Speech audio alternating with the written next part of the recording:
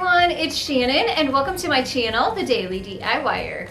I love to make my own homemade and handmade gifts for the holidays as gifts to my friends and family. If you do too, give this video a thumbs up. I would love to hear what types of gifts you are also making this holiday season. Leave those down in the comments below. I'm sure you all have some really unique and wonderful ideas we can all learn from.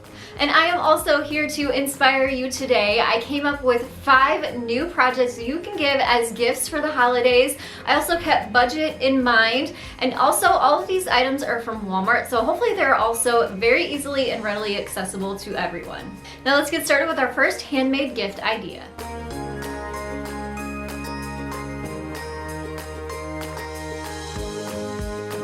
So this is a great gift idea for a mom or a grandma or anybody who loves to cook or bake.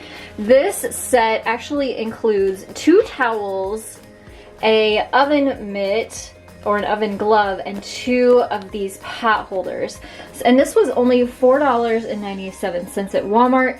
And what I love about things like this is you can really personalize them. So I have created a heat transfer, and this you can find at Walmart too, and you can use a Cricut or a Silhouette, some kind of vinyl machine, and cut it out.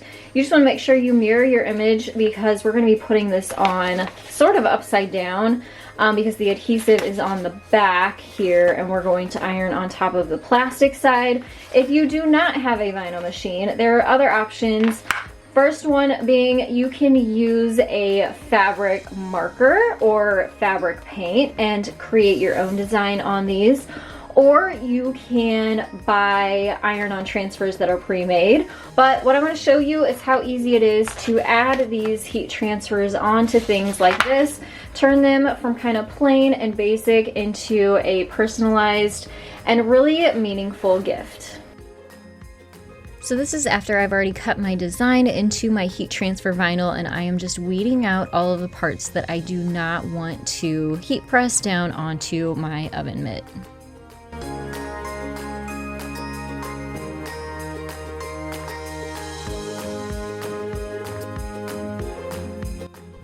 To apply my heat transfer vinyl, I'm going to be using my Cricut Easy Press for this, set on 315 degrees. And also set at 30 seconds. So I heated up my oven mitt for about 10 seconds first, laid my design on top, added a thin sheet of cloth over it, and then pressed down for 30 seconds. Now you absolutely do not need to have a easy press or even a heat press to attach heat transfer vinyl onto materials. You can actually just use a plain iron set at the highest heat, and you just want to make sure that you have a very hard surface underneath it, and a lot of pressure is what is key to make this a clean transfer. After I let my design cool a little bit, then I was able to remove that plastic clear top, and then my pot holders were finished and ready. You could even add a personalization to the towels or all of the pieces if you wish. I just did these 2, but it would be really cute to gift these along with a mixing bowl and wooden spoons, or even some cookie mix or some type of meal kit.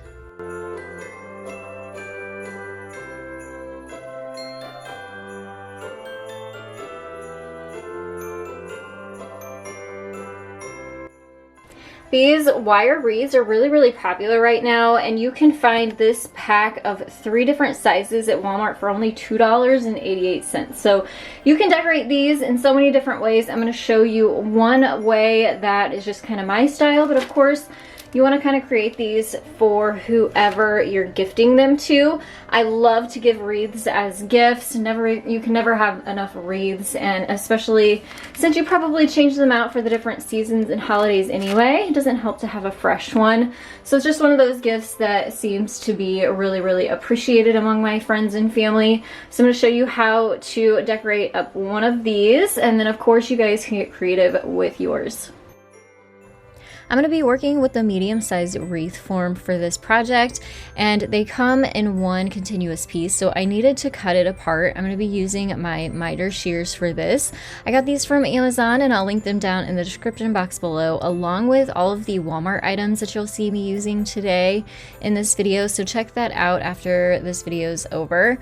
Once I got the wreath cut apart, then it was time to feed on these 1-inch wood beads. I get these from Amazon. They're really inexpensive, and you can also find these at craft stores too. So I just fed on as many wood beads as I possibly could. Once I had the whole wreath pretty much full, then I used some duct tape to reattach the wreath together to create that circle.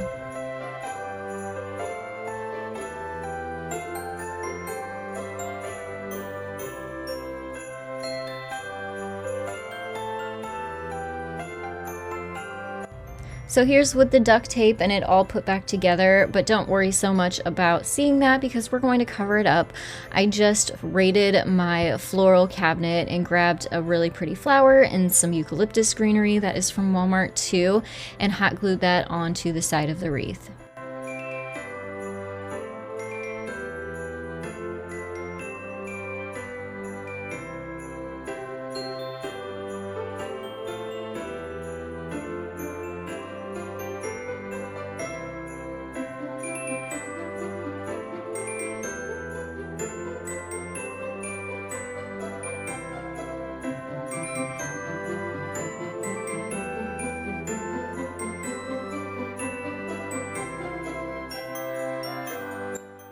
Next up, we're going to make a photo clip sign using this pre-made pallet sign from Walmart.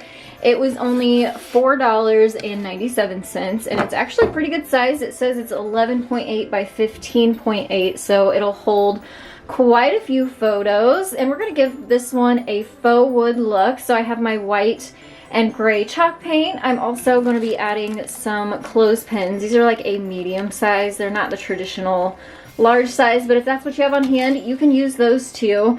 And then I have my foam paint brushes for the paint and my hot glue gun. First thing I'm going to do is paint this whole thing with my gray paint.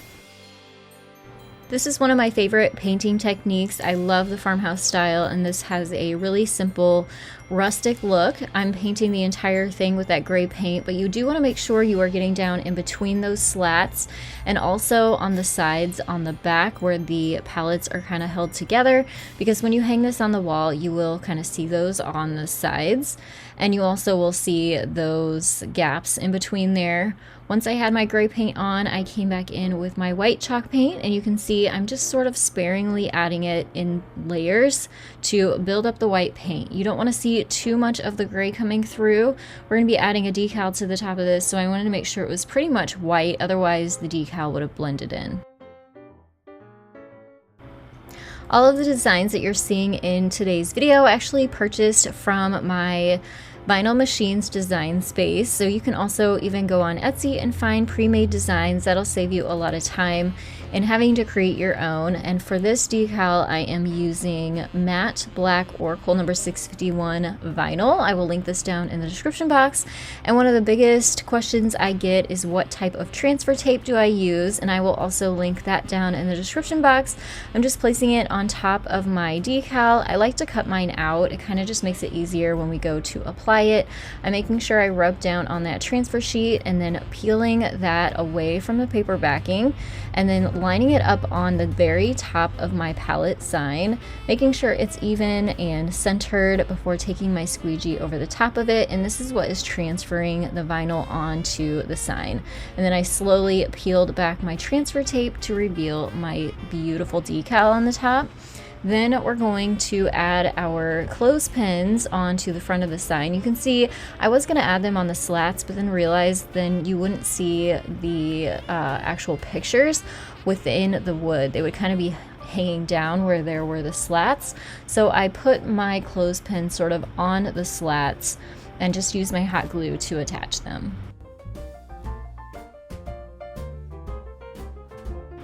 So I love this idea because it doesn't necessarily have to just be used for photos. You could also clip notes on here or recipes on here, or even put Christmas cards on here and have the top of it say something different. So this is a really versatile piece. It was really simple to make and also really inexpensive using items from Walmart, which again, I will link down in the description box below.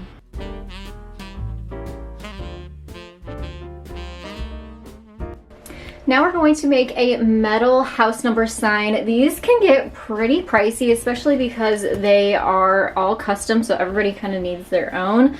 But you can definitely make your own and give it as a gift or make one for your own home using a vinyl decal. Again, if you don't have a vinyl machine, you can contact someone to make it for you, or you can draw your own using a Sharpie marker or some type of paint pen.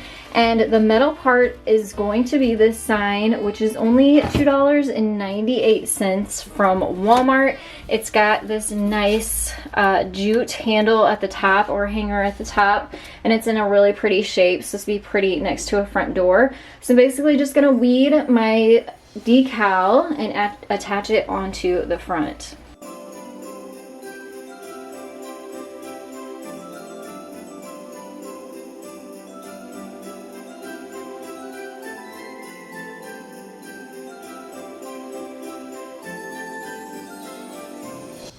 It's been super fun having you all help me decorate the comment section with a new emoji each video this holiday season. So today's emoji is the gift, since we are creating gifts in this tutorial. So leave those emojis down in the comment section below. If you don't have the gift emoji, just write the word gift. So here I'm using the exact same vinyl and application technique as I did in the clip sign tutorial that you saw previously. The difference is I'm applying this to a galvanized metal, which is great for outside because it will not rust.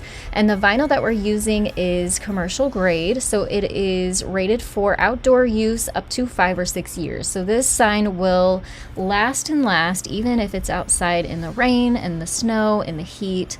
So it's a great gift to give.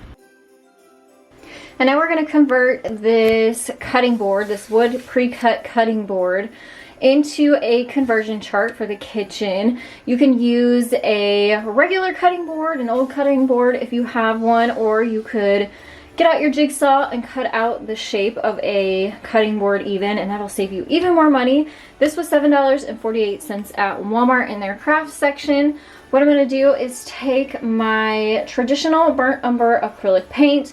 I'm going to paint this whole thing to give it a kind of wood stained look. And then I have a white decal with the conversion chart that I will apply to the front. You guys see me use this paint a lot. I love it because it is sort of transparent, so you can still see through it, but it gives your wood a stained look instead of just a painted wood look.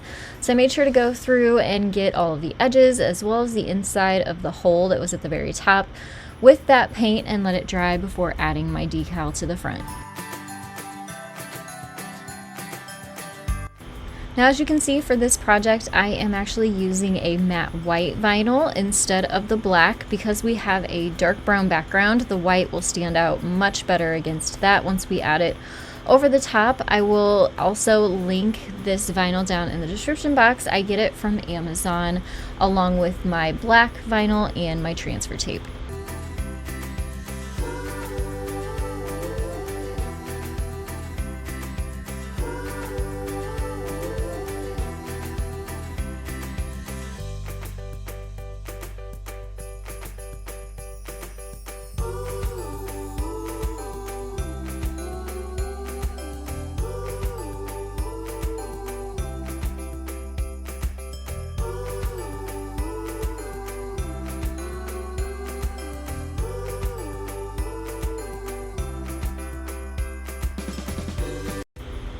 I would love to hear which one of these 5 gift ideas was your favorite. Don't forget to check the description box to links to all of the products I used in this video today in case you'd like to recreate these for yourself or for someone else.